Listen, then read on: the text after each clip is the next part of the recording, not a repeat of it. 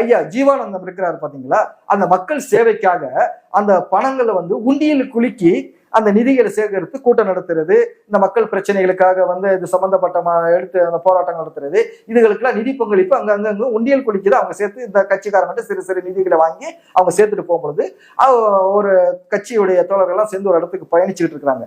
அப்போ வந்து பசிக்கு எடுக்குது. அப்போ பசி எடுக்கும்போது அவர் சொல்றாரு, ஏப்பா எனக்கு ஒரு 4 இட்லி வாங்கிட்டு வாங்கப்பா, ரொம்ப பசிக்குது அப்படின்னு சொல்லும் பட்சத்துல சரி ரைட்டு அப்படின்னு சொல்லிக்கிட்டு என்ன பண்றாங்க, போயிட்டு கட்சிக்காரங்க அவங்களே ஐயா வாங்கி கொடுப்பான்னு சொன்னா இவரு தான் பைசாலாம் செலவு பண்ண மாட்டாங்களே, அவங்களே சரின்னு சொல்லிக்கிட்டு சாப்பிட்றதுக்கு இன்னொருத்தர் வந்து போட்டிலாம் சாப்பிட்றாங்க.